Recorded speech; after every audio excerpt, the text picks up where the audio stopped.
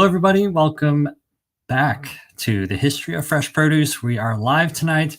We don't have Maddie with us tonight. She's unfortunately feeling under the weather, so we will not have that fancy intro or the creative intro that we usually see and hear on the live streams here on the History of Fresh Produce.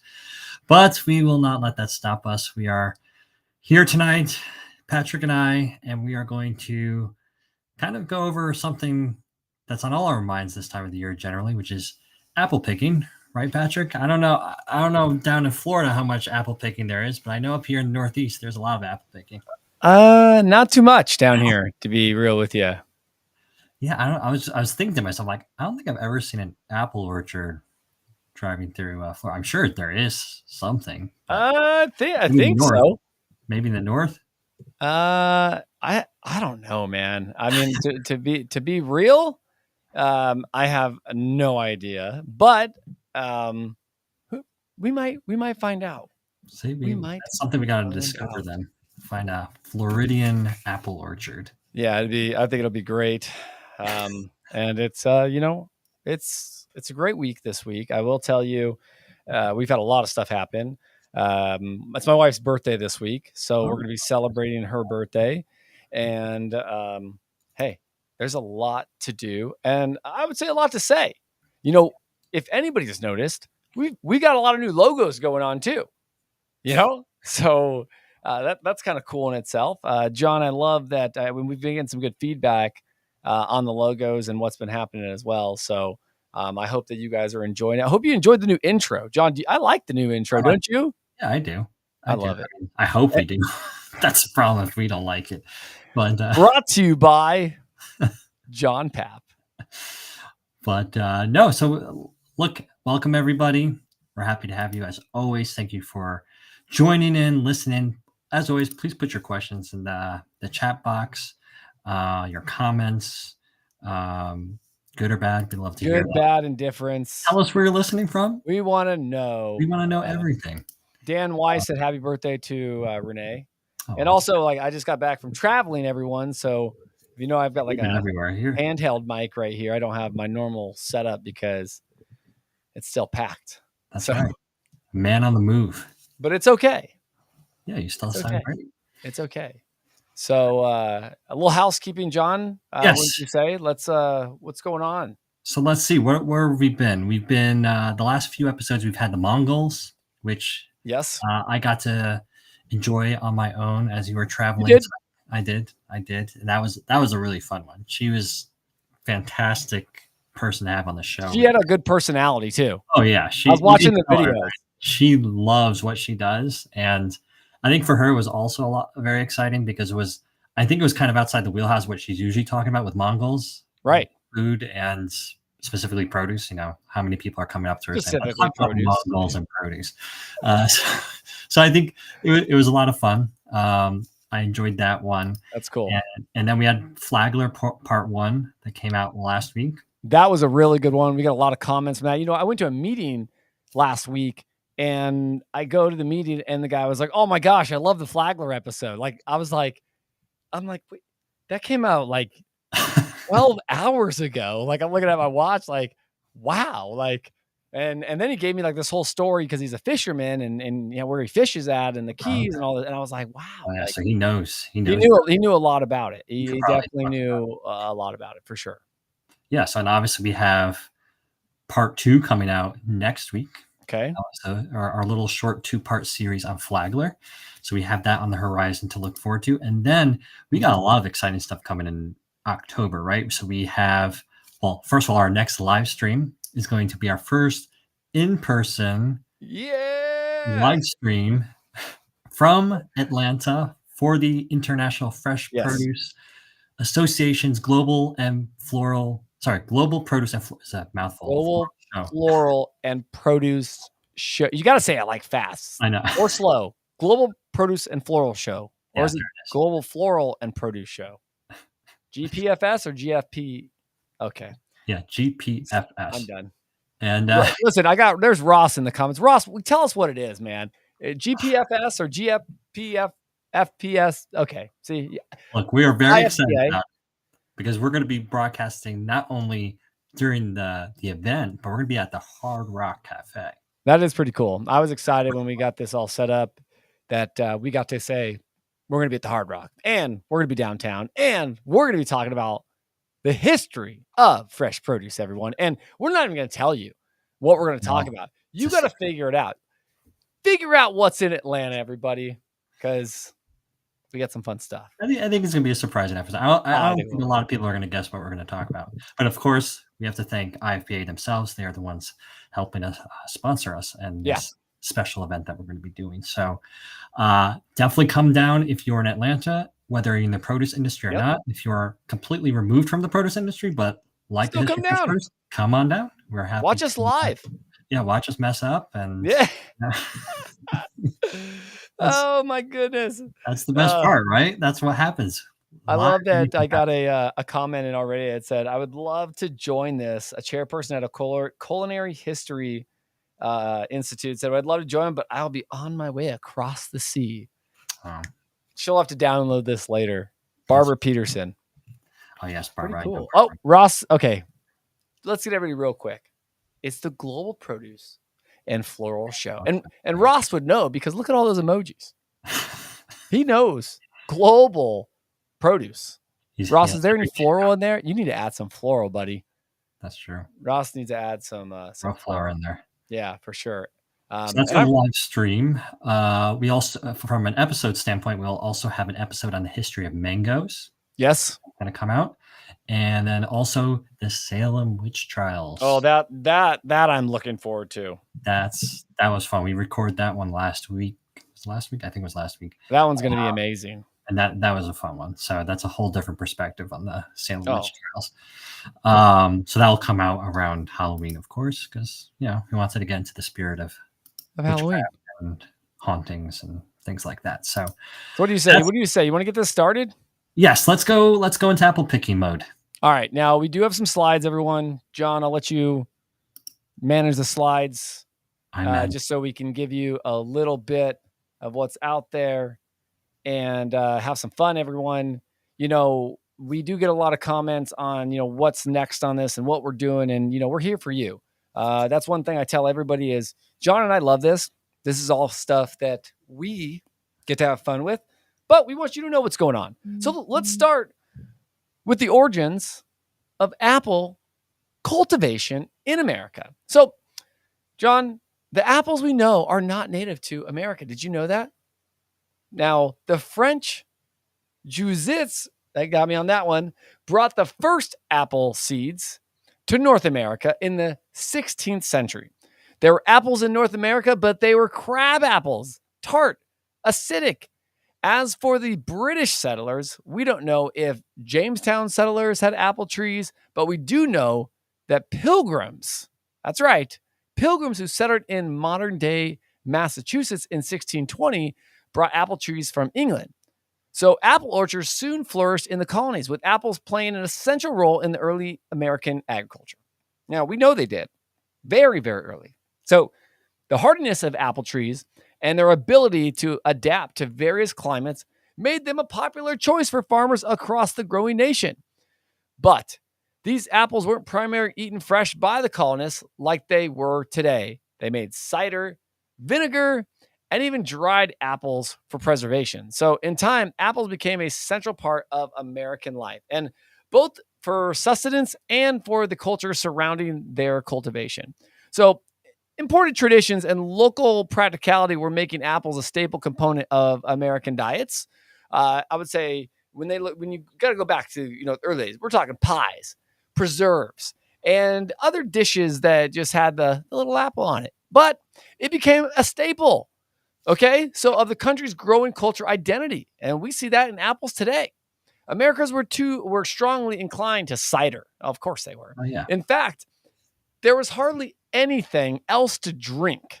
The sweetest fruit makes the strongest cider. And up until Prohibition in America, an apple grown in America was far less likely to be eaten than to wind up in a barrel of cider. Yeah, that makes sense. So, yeah, right? So drinking water back then. 100%. So virtually every homestead in America had an orchard from which literally thousands of gallons of cider were made every year. In rural areas, cider took the place not only of wine and beer, but coffee and tea. What? Juice and even water. What? Indeed. Yep, I know. In many places, cider was consumed more freely than water, even by children. Now, since insofar as it was more sanitary, air quotes, it was arguably the healthier beverage. So by the 19th century, orchards were widespread across the U.S. and apple varieties were being bred for specific regions and uses. So fairs featured apples in contests. Harvest became occasional for local celebrations.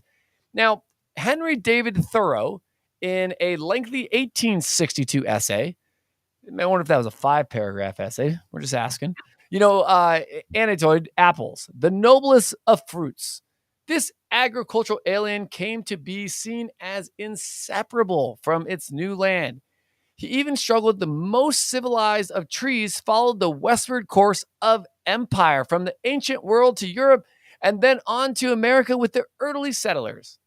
Ralph Waldo Emerson, John, declared apples our national fruit, gushing that the American sun paints itself in these glowing balls. Apples came to resemble Americans, much like the Puritans, who regarded their crossing to America as kind of a baptism or rebirth. The apple couldn't cross the Atlantic without changing its identity. But, however, the relationship between Americans and apples started to change with the rise of industrialization. Yeah, like a lot of things happen, right? We've seen this time and time again. And it's funny what you said about, every American homestead having an apple orchard.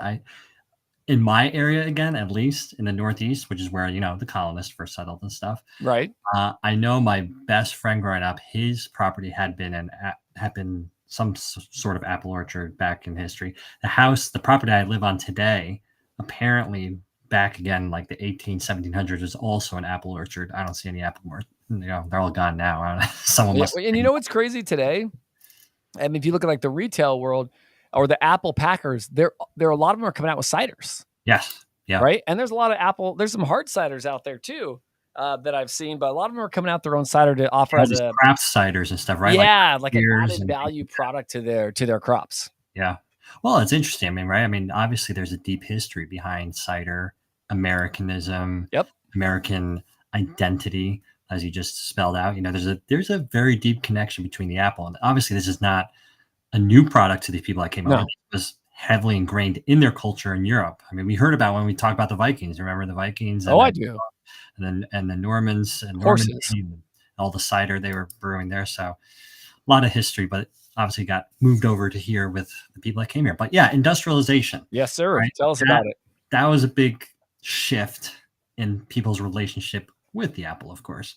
And the reason for that, obviously, is Americans started to get more distance from the rural life, right? So you have people moving into cities, people moving off farms for better jobs in these factories and things like this. So before this industrialization period, the USDA actually once cataloged around 14,000 American varieties of apples, which is just mind-boggling. And of course, as railways started getting built out and you started to consolidate where these things could go, you started getting local stocks replaced with more of these, I guess, stronger varieties, more preferred varieties from other locales across the country. So you started to see a consolidation of the varieties. So you went from 14,000 to, I think, today, maybe there's like 4,000 varieties in America of apple. So it's a big, big shift.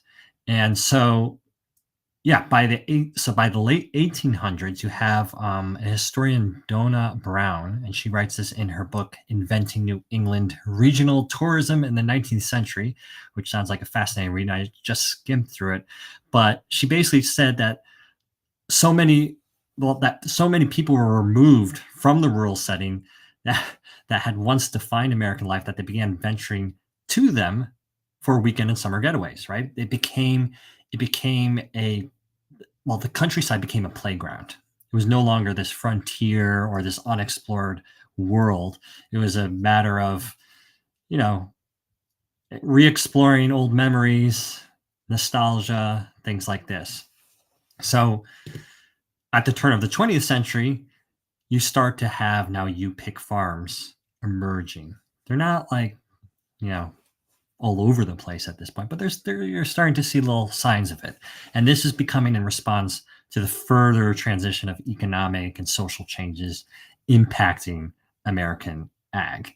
So in actually 1907, you get an advertisement for a farm near LA in California, which is encouraging people to come out and pick their own food. And then, of course, by the 1920s, right, you have motor vehicles. You got the good old Model T on the roads now. Right. And well, the Model T has been out for a few years before that, but at this point now, the cost of the Model T is half as much as it had been a decade earlier. So now you have city people having a more affordable way of getting out to this rural settings, to these orchards. Right. And that, of course, feeds more of that you pick experience. Again, we're not talking about mass commercial you pick experiences yet, but you're seeing them here and there.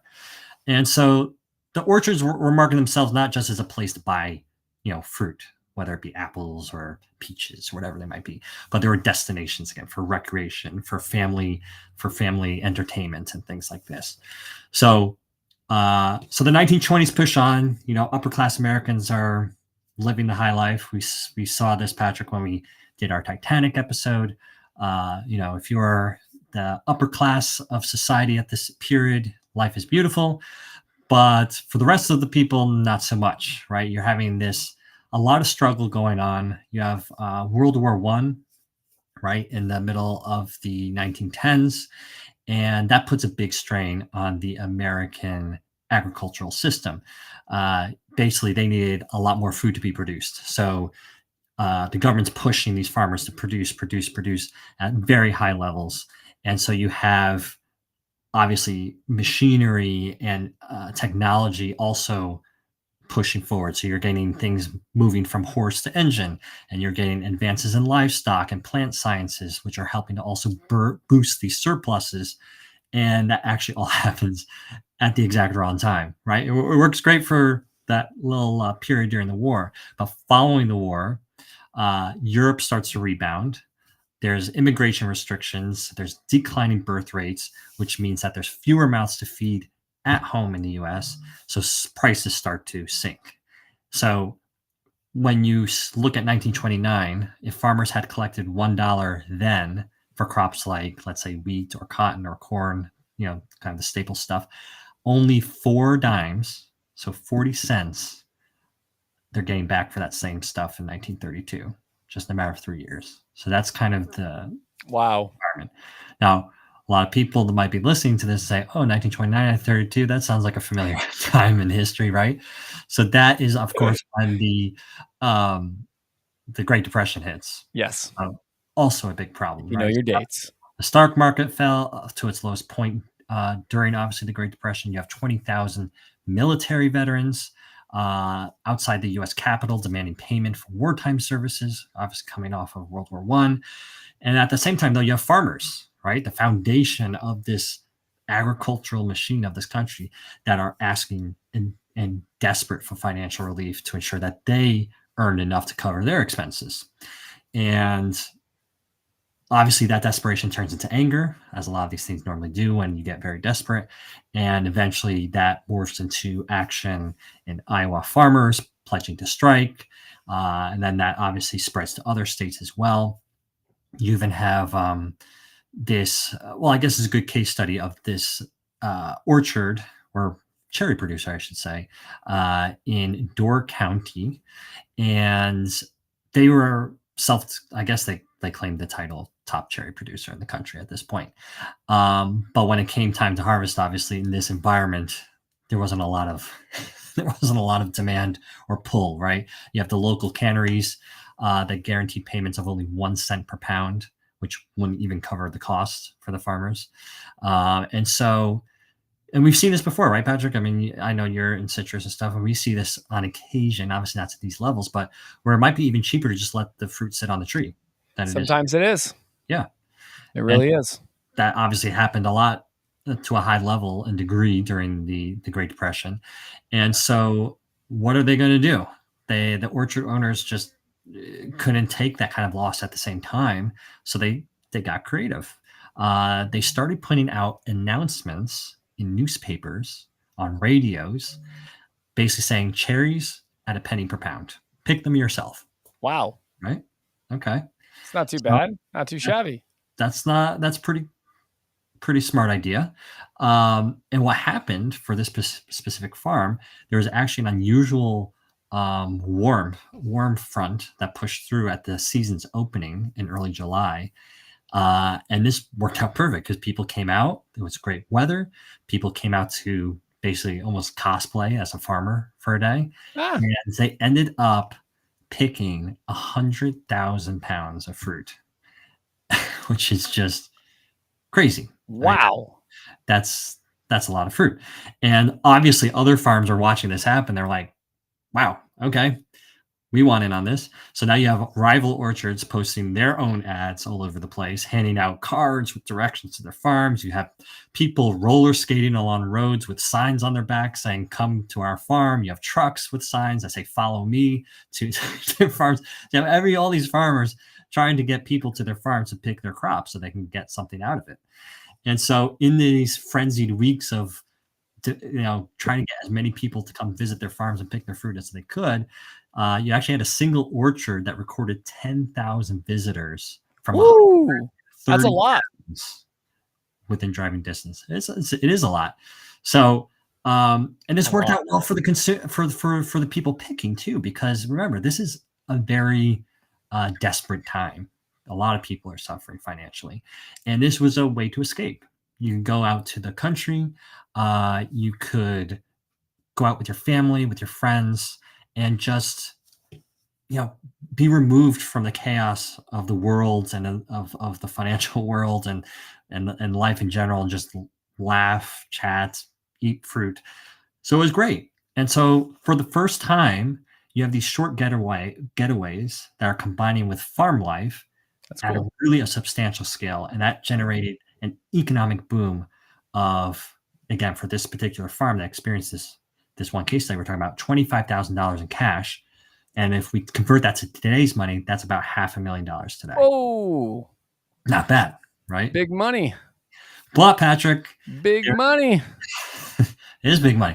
And so it ends up being a great model. And it actually really doesn't leave the minds of people, because it isn't long after this period that another drastic event happens in history, right? Yeah, well, and you know it, I know it, the American people know it, and that was, everyone, that was post-World War II, okay? So World War II happens, and I say happens, but there's a lot going on. So after World War II, many small farms faced increasing pressure from industrialized agriculture, urbanization, and changing consumer habits. Farmers needed new ways to remain financially viable and to attract consumers back to the farm. So labor shortages inspired growers to solicit volunteer pickers, like help from nearby families, formal Girl Scouts, and professional baseball teams. I would love Didn't to think that one, did you, John? Yeah, let's see Derek Jeter picking some apples. Yeah, right. I could see it now. I'm dating myself a little bit. I know. Yeah, I know you are. I don't even know any new I'm baseball not a big players. baseball guy, so Okay, new baseball player. You can't even. Someone comment, please. Let us know a new baseball player. I have no idea. I'm trying to. Oh, Alex Bregman. He plays for the Houston Astros. I only know that because of Brent Aaronward. Okay, got one. Hey, give me one for at least remembering. So let's get back though. Operations also sometimes invited locals to help scoop up their scattered remaining crop at the end of the harvest season. So the You Pick model offered a solution by transforming farms into destinations where visitors could actively participate in harvesting their own fruits and vegetables. This idea was revolutionary because it went beyond traditional farm stands and markets, inviting people to connect directly with the source of their food. For farmers, it was a win-win. They could reduce labor costs while also building a loyal customer base who valued the experience of picking their own produce. Direct on-site sales to visitors, John.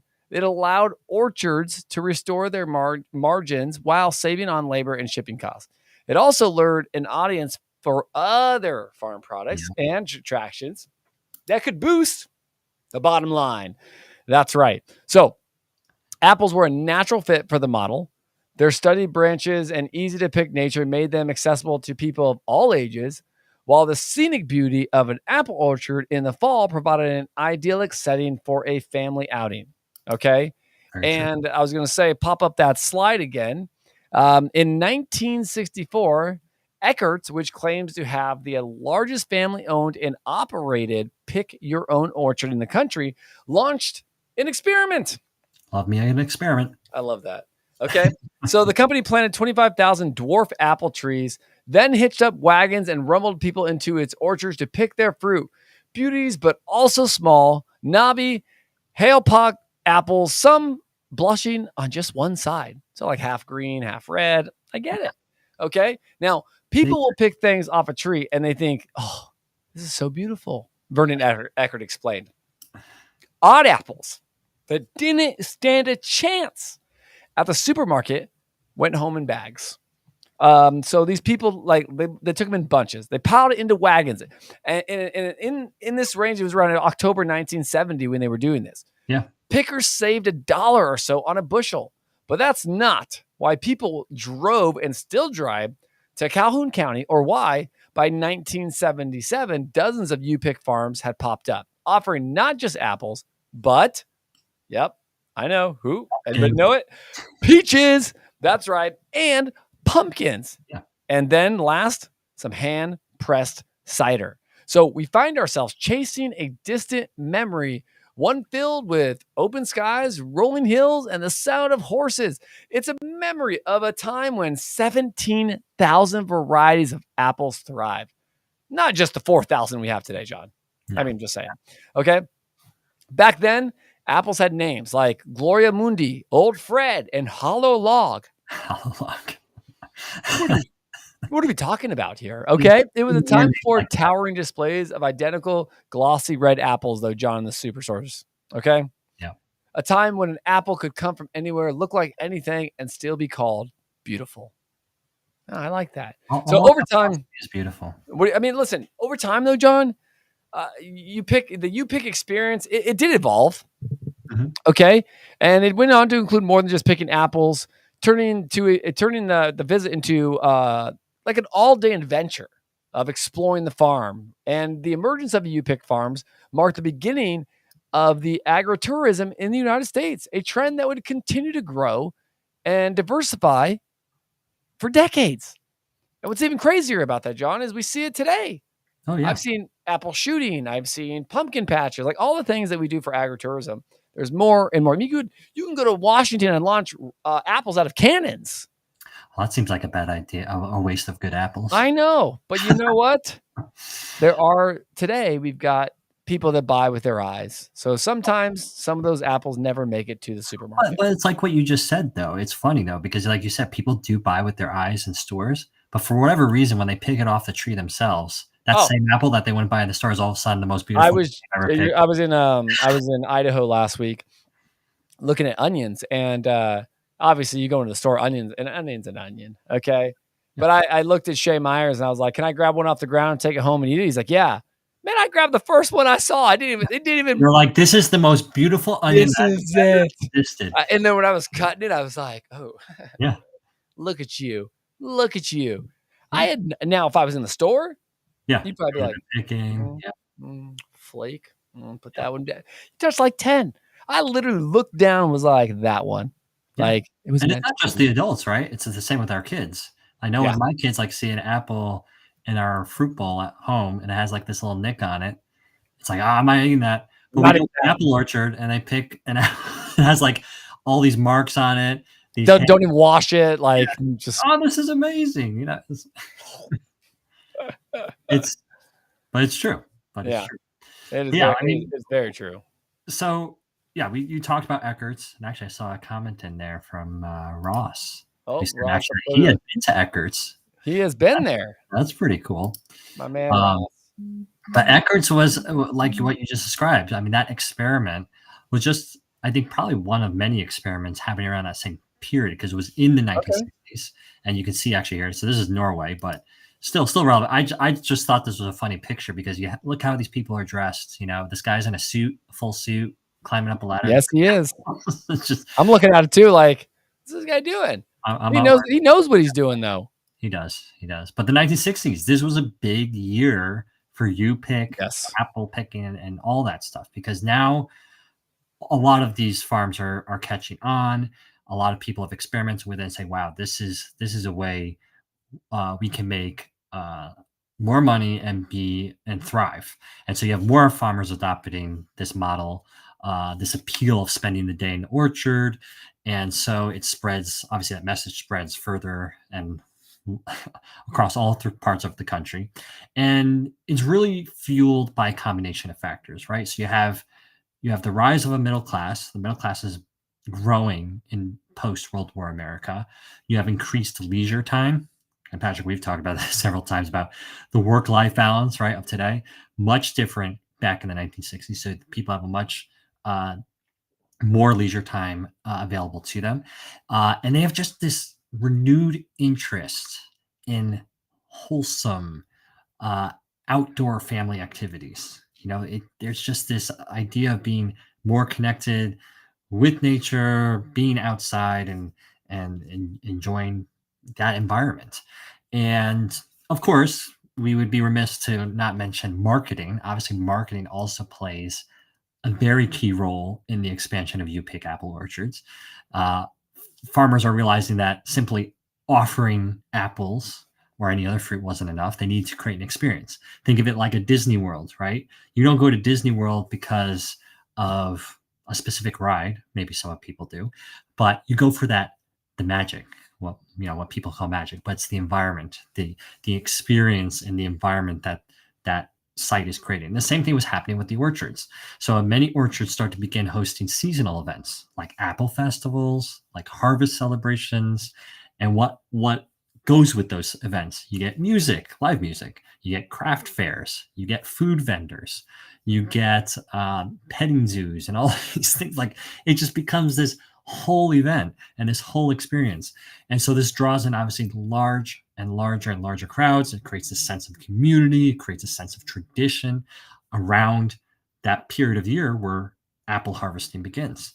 And so in addition to all that entertainment, you're starting to see orchards diversify their offerings of entertainment, right? To either compete against their fellow orchards down the street or just make a name for themselves. So you have people offering hay rides, corn mazes, pumpkin patches, right? We all know that today, but this is where that starts to kind of get more into the forefront of the scene. And other capitalizing on growing interests in their specific in their specific local area. So by offering organic foods, fresh pressed cider, homemade pies, jams made from the apples in their orchards. So you have this crazy level of creativity and ideas just circulating through all these orchards throughout America. And by the late 20th century, right? So we're talking about the 1980s and 90s. You pick orchards, or apple orchards specifically, I should say, are becoming more than just novelty, right? They're an integral part of the American fall tradition. I mean, we see it on like Hallmark movie channels, right? We see it in just general marketing of the season. If you go to a store, like, you know, what you wear, if you were to go to a farm in the middle of the foliage season and all these things. So, and families are returning year after year to their favorite orchards. You know, most people are not going necessarily to different orchards every year, but they find an orchard they like and it becomes a family tradition and they create memories. It's the same thing, again, like going to like a Disney World or something. You keep going back to the same place, recreating those memories and creating new memories at the same time. And so these growth of these orchards not only provide this valuable revenue stream for the farmers, but it's also helping to foster this deeper appreciation for agriculture, the hard work that goes into growing the country's food and the people that are doing it, right? A lot of these people that go back to the same farms get to know the families and the people that do work there and run the farm. And so, yeah, I mean, the activity like apple picking becomes essentially a play act of a pastoral fantasy, right? Which is what one expert writing about this subject said. And it's very true because we do kind of go into the orchards, kind of in some cases trying to imagine ourselves being in this pastoral setting, dressing up, maybe in some cases, and just immersing ourselves in that environment.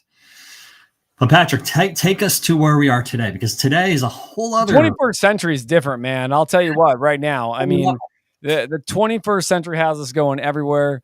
We pop up the slides again too. Yeah, A little bit different than the suit and tie. I think this might be Christmas pictures.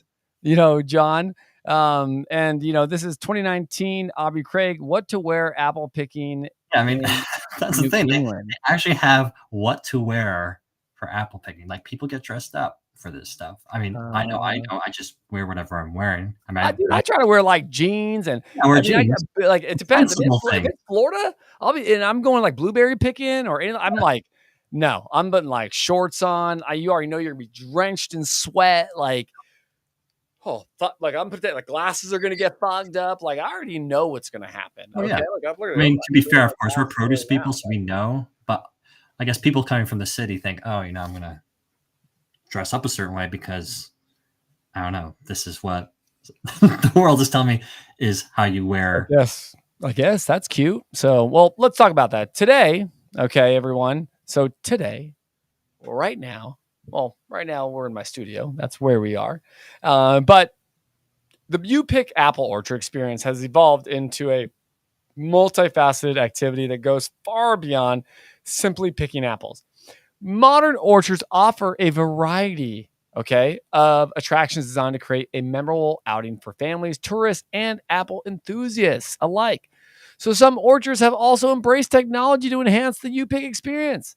Some use apps and digital guides to help visitors identify apple varieties and locate the best picking spots within the orchard. So others have developed reservation systems to manage crowds and ensure a pleasant, unhurried experience. These innovations help orchards cater to an increasingly tech-savvy audience while preserving the traditional charm of apple picking. They must not have got the memo down in Florida, because I can tell you what, it is like first come, first serve on these blueberry and strawberry farms. You could get there and it's like, you ever seen that movie Jingle All the Way with Arnold Schwarzenegger, like a 90s flick, man? Like when they run into the stores looking for Turbo, man, like people are getting run over. They're like, watch out, we're going to get our blueberries and our strawberries. Maul that little kid over. Like, I swear, it's crazy. I've gone literally within like 2 hours after it opened, can't even find a parking spot, and everything's almost picked. And you're like, dang. Are these people not monitoring what is going on here? But regardless, the expansion of farm stores at You Pick Orchards has also become a significant trend too, John. So these stores often sell a variety of homemade products, including apple cider, baked goods, jams, and apple-themed gifts. Many orchards now have on-site bakeries where visitors can enjoy fresh apple pies, donuts, and other treats made from the orchard's own apples. These culinary offerings not only enhance the visitor's experience, but also provide additional revenue streams for the farm. Farms are growing and consolidating, with many small family farms going out of business. In the U.S., small farms accounted for less than 1/4 of food production in 2020. Now, from nearly half in the 1990s, in essence now, today, hello everyone, You Pick apple orchards are much more than just harvesting fruit, John. Did you know that? Yeah. Way more than harvesting fruit. Oh, yeah. Okay, well then fine. You tell the rest of the story, buddy. No, so listen, they offer a way of people to connect with nature, learn about ag, and enjoy a day of family fun. I mean, if you bring the kids, it's a lot of family fun. Okay. Yeah. I actually looked at some of my videos that I popped up, and I gave Lily my little camera to walk around one of our You Pick blueberries. I started watching it and just like laughing about it. She's like, "Do you see blueberries on here?" I don't, because guess what? They were all picked. We got. I think you need to pick a new You Pick farm. We got there just way too late. Okay, yeah, that's just what happened.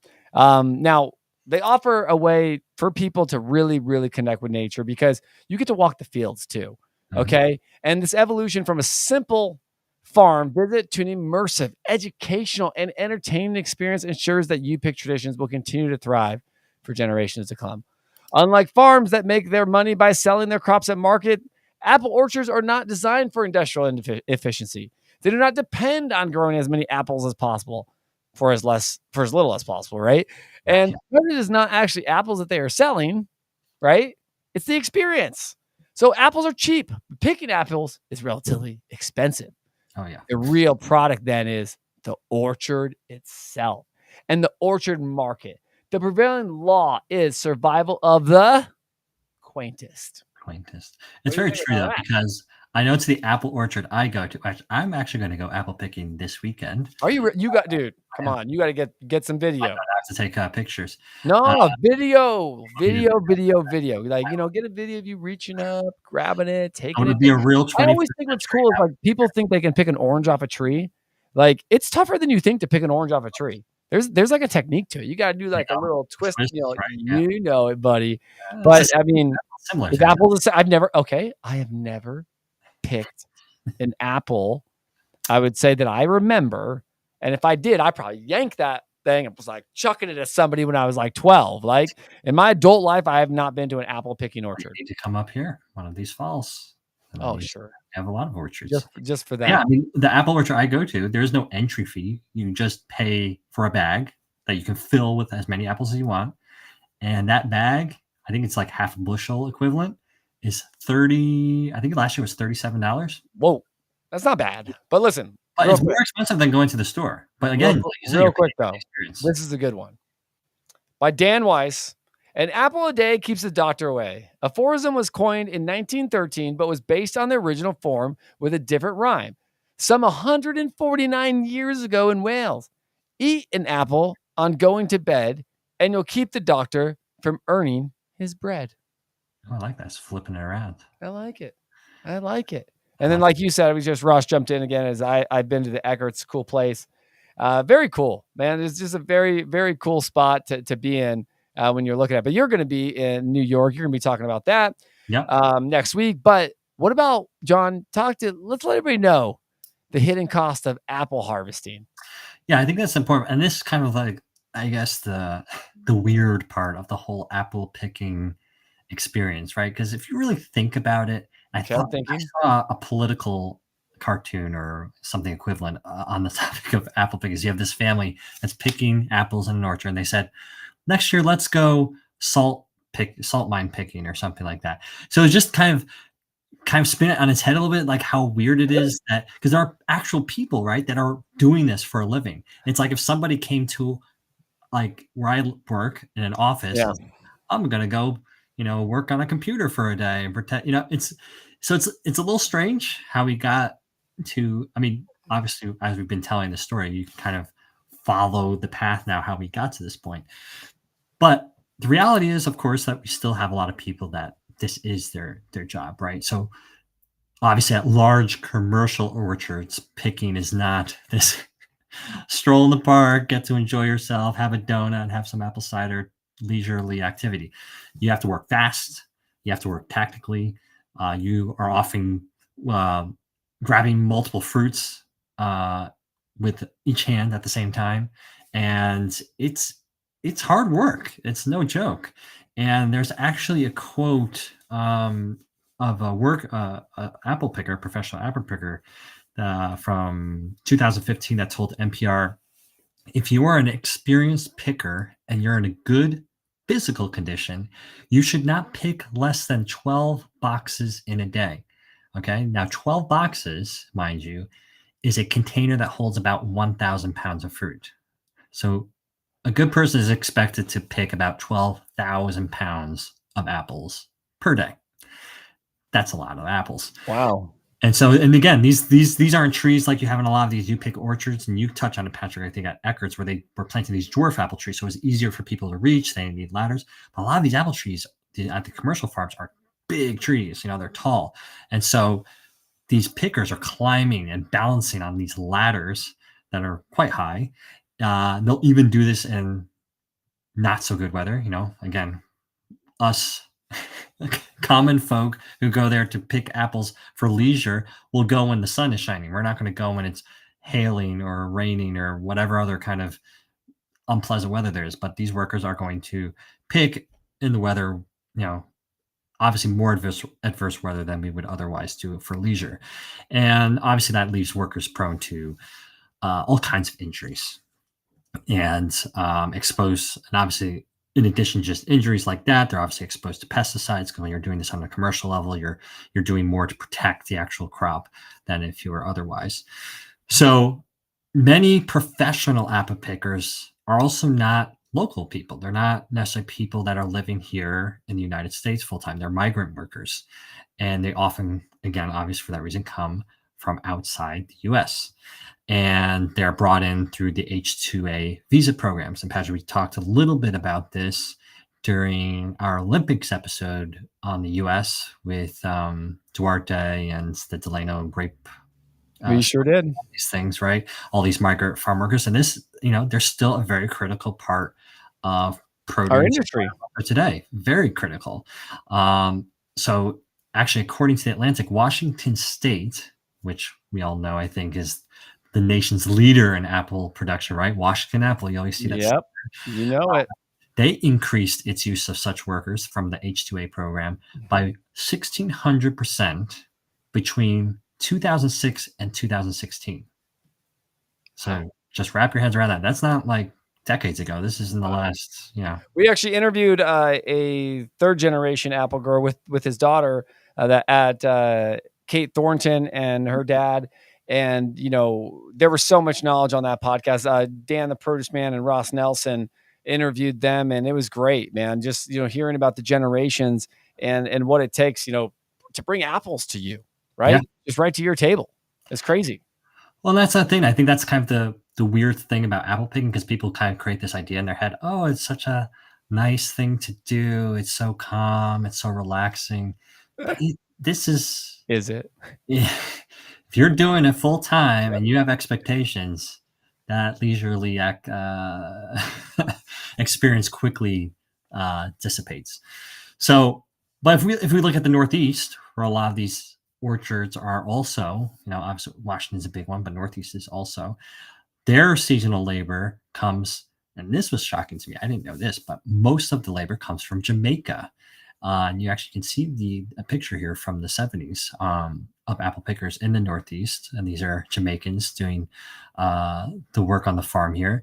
And though many of those workers earn more money than at home, the Southern Poverty Law Center has likened guest worker programs such as H-2A to a modern form of slavery. So there is, again, it's just reiterating that this is not a walk in the park. This is hard work. There are, of course, labor issues still today. We've touched on it again during that one episode we did on the U.S. Delano grape strike episode. So it's still a struggle. It's still an issue. And so you have these workers that are coming here to perform this job, and it's not getting easier. These people have been coming up and forth to this area to do this apple picking exercise for decades. And, you throw this climate change in now, and that is obviously in certain parts of the country is creating relentless heat waves, which I think many of us has probably experienced at this point now. And that has actually even forced some of these laborers to harvest at night. And actually the one of the representatives from the United Farm Workers says that workers in the Pacific Northwest has to contend with hazards like rattlesnakes now that they are working at night. So that's a whole new ball game. Yeah, it's a whole new ball. I never knew there would be rattlesnakes in the apple orchards. Yeah, I mean, I not in the Northeast at least, maybe in the West, but I was walking down the street, the other day, singing "Do." No, I'm just kidding. And I literally looked on the ground because it was warm outside and it was really hot. Snakes come out to sunbathe, and I was thinking to myself, like, "Oh, this isn't. How about this is California? What am I thinking?" I was like, all the snakes are near the water, or like the water. Yeah. Like I was walking in like just on the sidewalk, walking down the road, and I'm like, "Where are they at? Where are they at?" No, but yeah, I mean, that's crazy. Rattlesnakes in an orchard. Yeah. Well, I guess at night, they come out, and that's they only come out at night. I gotta stop. I got too many song references tonight. Yeah. And look, it's not just apple pickers, right? Themselves are subject to these risks and these extremes because a lot of these workers lack, well, they have children and they lack childcare at those hours. So they have to bring their children to the fields to do this. So it's a big problem. It's obviously something that continues to be addressed and battles, as we've talked on a few occasions now. On Very true. Very true. But what else is going on? So as we're talking about today and labor in the apple picking world, obviously there's the advent of apple picking robots. Yes. Which have debuted in, I believe it was. Do they have names? No, I'm just kidding. They have names, yeah. And so that's another escalating war, right, between human labor versus robot labor, and automation and all that stuff. So it's a constant evolving environment with apple picking, and it seems like it level. And so it's the whole weirdness, I guess, to this whole apple picking a bit of weirdness history is, what started as, just a way of sustenance and way of just getting yourself food, and basically everyone having, to a level, an orchard of their own at their home in early America, evolved to where we are today, where it's become this like cosplay farm experience, which gets us back to kind of where we were, but in a very different way, in a very different meaning to what it used to be. Ross said iRobot versus human in produce. I would like to see what we're living in today. I would say who picks faster. And it depends, Ross. Are we talking about that iRobot from the movie iRobot? Because that thing might be able to outwork somebody. But or are we talking about just like a normal machine? But yes, I would definitely like to see the difference of how fast it would take, what efficiencies it would take. I think it's still being perfected, right? I mean, I think it's imperfected for sure. I mean, humans are perfected too. So it's like every time we go to pick, whether they're on a ladder, whether they fall, whether, you never know what can happen. It's not perfect every single time. You know what I mean? No. So, I mean, that's the weird history of apple picking and why Ross is mad because we were going to have to do a whole episode just for Ross on cider. Okay. He wasn't about, and what we should do? And we should actually try to contact a few of the cider companies, have them send us some cider for a live stream. Like sponsors. Now, for me, non-alcoholic, you can indulge if you'd like in some hard cider. I will indulge in some regular, just beautiful apple cider. I mean, I've seen pumpkin spice apple cider. I've seen so many different kinds of mint apple cider. There's a lot. There's so many that they're working on. So as crazy as it sounds, man, it's just, there's so much to go behind it. And I think that, this weird history, I didn't even know of until we brought it up to this day. If you were to say there was apple picking, I would have said, what are you talking about? I had no idea. Yeah. So I think for those of us that will be apple picking this autumn, hopefully you have a deeper appreciation and understanding of why we're apple picking, because I know even for me, before I really dove into this subject, it was just kind of second nature, like, oh, it's autumn, gotta go apple picking. You don't really think why or how or what made you want to do it. But very true. There's, as anything, there's a history and a story behind it.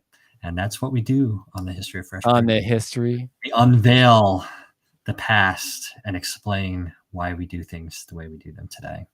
Agreed. Very much so. Agreed, my friend. So look, we hope everybody enjoyed that little journey. We hope you all enjoy your apple picking.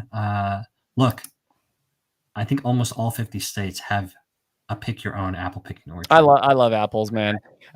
Listen, next week too, we're going to have Chef Jeffrey Schlissel on the podcast, and we brought some Arctic apples in studio, and we got bags of them. Okay. We got them diced, chunked, sliced regular. We've got them in little bags. We've got them in big food service bags. And like the whole time I'm crunching on apples, right? I mean, the whole time. We recorded that last week. We're posting it this week because actually today we released the Farm Babe.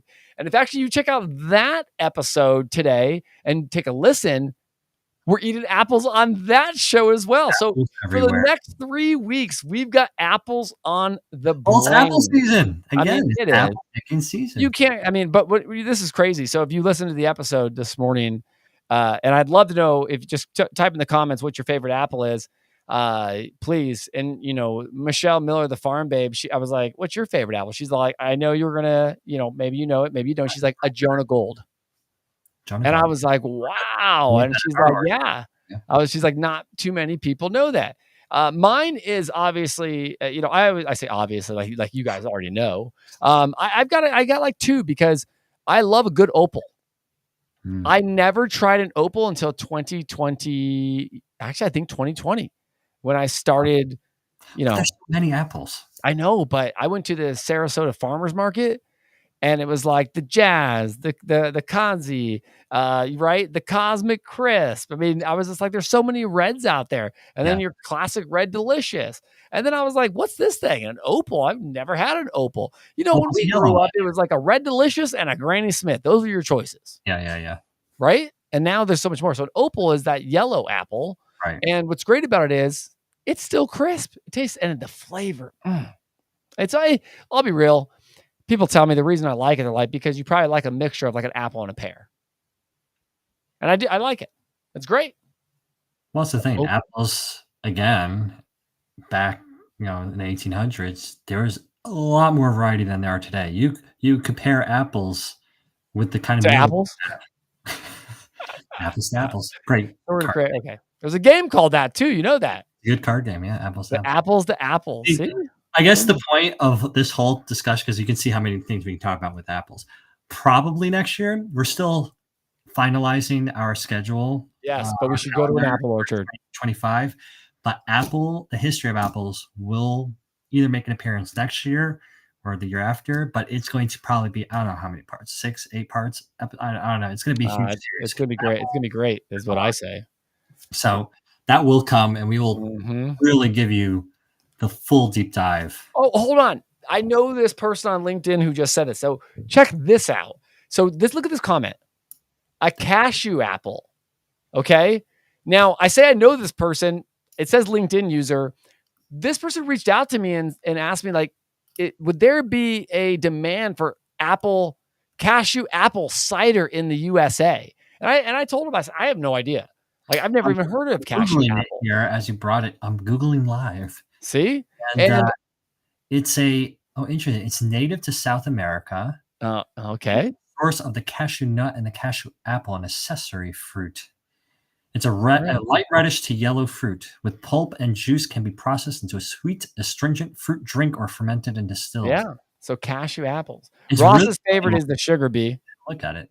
Yeah, check that out. I'll tell you what.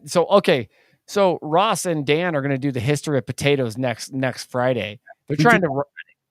Who do they think they are? We did multiple episodes. Who do they think they are? We did the politics. They're messing with the history of the potato. Here. Ross, we challenge you, my friend. Please listen to our episode first. The history of, listen, the Produce Industry Network has 4 different shows, everyone. If you don't know, there's a Monday show with myself. The Tuesday show is with John and myself. The Wednesday show is with Juanita Gallio, all global. And then the Friday show is with Dan, the produce man, and Ross, the produce boss. So we cover all aspects of produce and the supply chain. So I can't wait to see what kind of research they did on it. Healthy competition within our under the mother. You be the judge network. Or maybe they listen to ours and they're going to add more to it. I'm going to pretend that's what the case is. We'll see. We shall see. We shall see. Dun, dun, dun. Well, everybody. I think it's time, Patrick, that we release people to bed and off work. Off work, maybe, yeah. Yep. So we hope you all enjoyed it. Thank you, as always, for your support, for joining us. If you, as always, we will beat this drum because we have to. If you want to get even more fill from the history of fresh produce, bonus episodes, book discounts, access to special events, History of Fresh Produce Club. That's where you got to join. You just have to go either to the show notes for our episode or theproduceindustrypodcast.com and find your way to becoming a member. Oh, they'll find a way. Yeah. Oh, we have to update that logo too, actually. They'll find a way. I appreciate it, John. And listen, it's about time for me to hit the rack. Time to go to bed. All right. Goodbye, everybody. Thanks again, and we'll see you soon. Goodbye.